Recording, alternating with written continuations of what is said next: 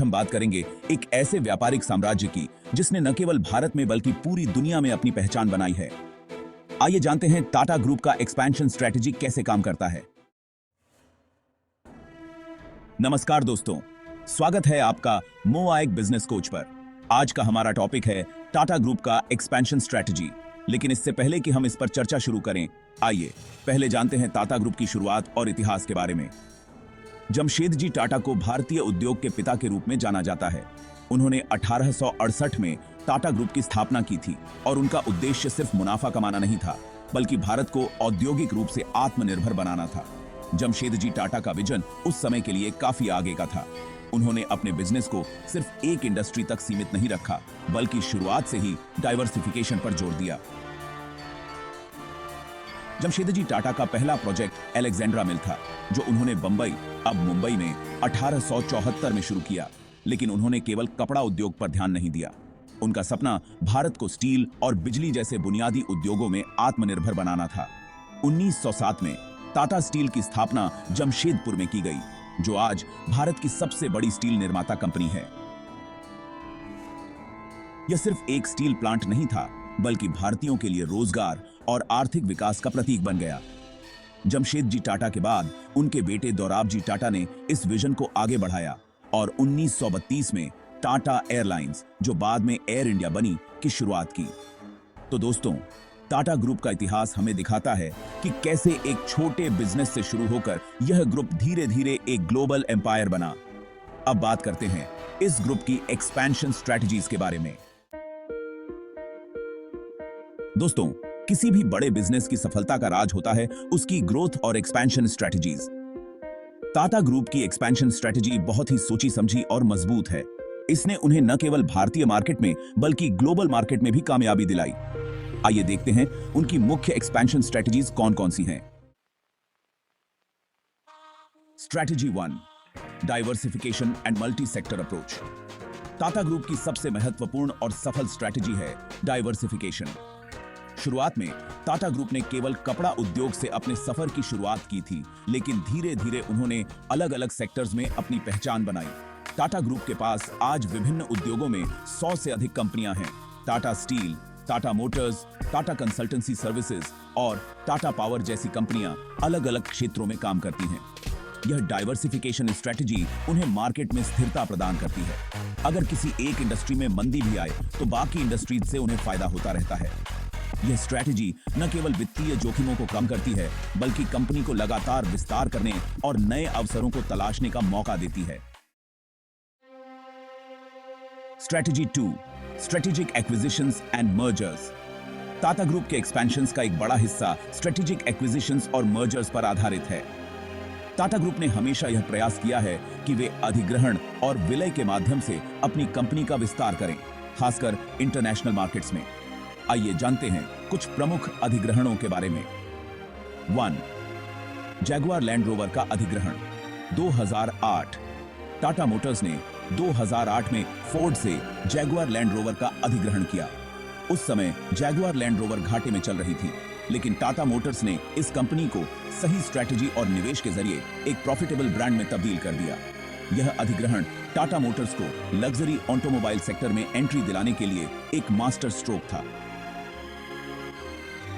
2, coarse steel का अधिग्रहण 2007। Tata steel ने 2007 में ब्रिटेन की कोरस स्टील को खरीदा। यह उस समय भारत का सबसे बड़ा इंटरनेशनल अधिग्रहण था। इस अधिग्रहण ने टाटा स्टील को ग्लोबल स्टील मार्केट में दूसरी सबसे बड़ी कंपनी बना दिया। 3, टेटली टी 2000।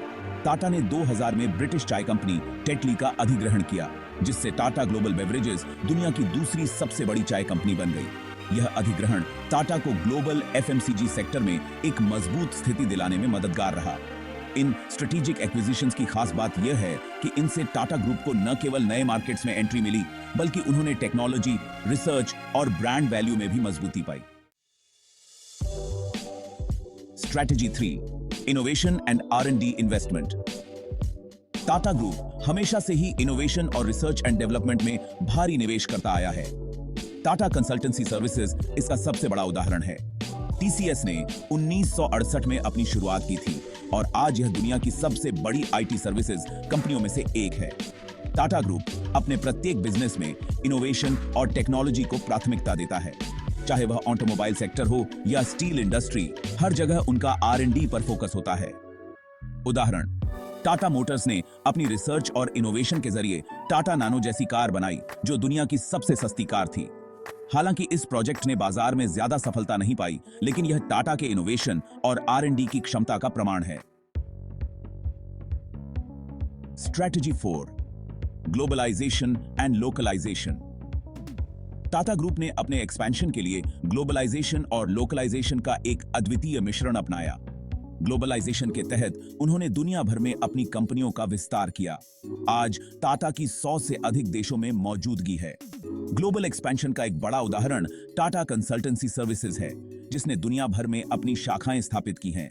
वहीं लोकलाइजेशन स्ट्रेटजी का मतलब यह है कि टाटा ग्रुप ने जहां जहां अपना बिजनेस फैलाया, वहां के लोकल मार्केट और कल्चर को ध्यान में रखा। जैसे कि जैगुआर लैंड रोवर ने अपनी गाड़ियों को ब्रिटिश मार्केट के हिसाब से डिजाइन किया, और वहीं टाटा स्टील ने यूरोप में स्टील प्रोडक्शन की आवश्यकताओं के अनुसार अपनी रणनीति बनाई। दोस्तों, टाटा ग्रुप की एक और खासियत है उनकी कॉर्पोरेट सोशल रिस्पॉन्सिबिलिटी CSR पर जोर। यह ग्रुप न केवल मुनाफे के लिए काम करता है, बल्कि समाज को भी कुछ वापस देने में विश्वास रखता है। टाटा ग्रुप के संस्थापक जामसेदजी टाटा ने समाज सेवा को अपने बिजनेस का एक अभिन्न हिस्सा माना था। यही विचार आज भी टाटा ग्रुप के हर प्रोजेक्ट में दिखाई देता है। टाटा ट्रस्ट्स के माध्यम से ग्रुप शिक्षा, स्वास्थ्य और पर्यावरण संरक्षण के लिए बड़े पैमाने पर काम करता है। यह समाज सेवा का प्रयास उनके बिजनेस की एक महत्वपूर्ण स्ट्रैटेजी बन चुका है, जिससे उन्हें न केवल ब्रांड वैल्यू मिलती है, बल्कि लोगों के दिलों में भी जगह बनती है। CSR की यह नीति टाटा ग्रुप को बाकी कंपनियों से अलग बनाती है।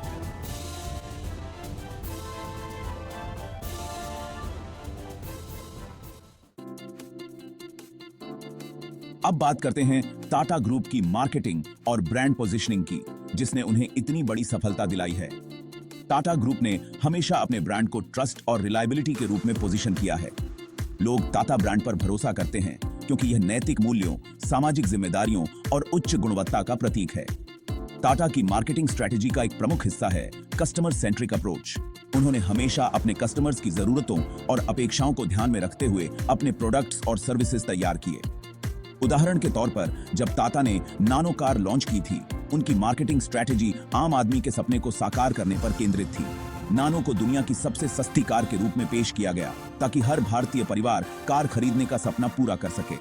हालांकि नानो कार उम्मीद के मुताबिक सफल नहीं हुई, लेकिन टाटा ग्रुप की यह स्ट्रेटेजी दिखाती है कि वे कैसे अपने कस्टमर्स की जरूरतों को प्राथमिकता देते हैं।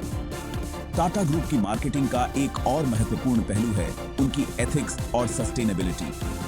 आज जब लोग पर्यावरण और नैतिक व्यापारिक प्रथाओं के प्रति जागरूक हो रहे हैं, टाटा ने अपनी कंपनियों में इन मूल्यों को बनाए रखा है। जैसे कि टाटा केमिकल्स और टाटा पावर ने रिन्यूएबल एनर्जी और सस्टेनेबल प्रोडक्ट्स के विकास में भारी निवेश किया है। यह न केवल उनके ब्रांड की इमेज को बेहतर बनाता है, बल्कि उन्हें एक ग्रीन और रिस्पॉन्सिबल ब्रांड के रूप में भी स्थापित करता है।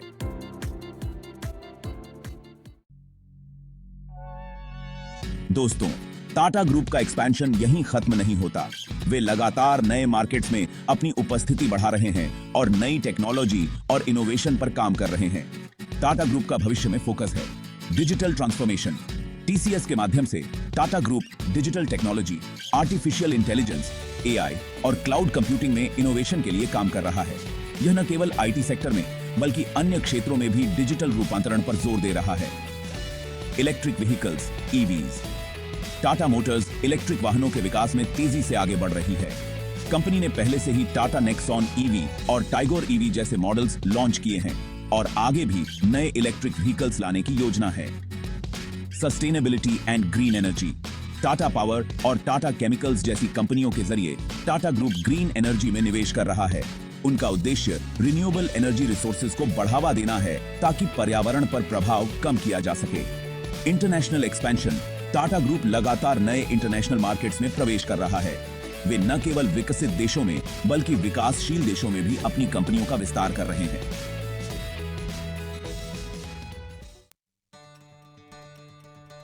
तो दोस्तों, यह थी टाटा ग्रुप की एक्सपेंशन स्ट्रेटजी की पूरी कहानी। इस ग्रुप ने अपने बिजनेस को सिर्फ एक सेक्टर तक सीमित नहीं रखा, बल्कि डाइवर्सिफिकेशन, स्ट्रेटेजिक एक्विजिशंस, इनोवेशन और सोशल रिस्पॉन्सिबिलिटी के माध्यम से एक विशाल साम्राज्य खड़ा किया है।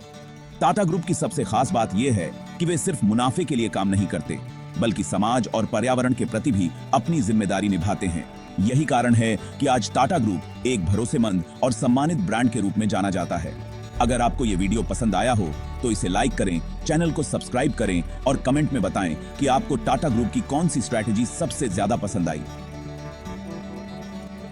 अगर आपके पास कोई सवाल हो तो नीचे कमेंट में पूछें। हम अगले वीडियो में आपके सवालों का जवाब देंगे। फिर मिलेंगे एक और नए बिजनेस टॉपिक के साथ। तब तक के लिए धन्यवाद।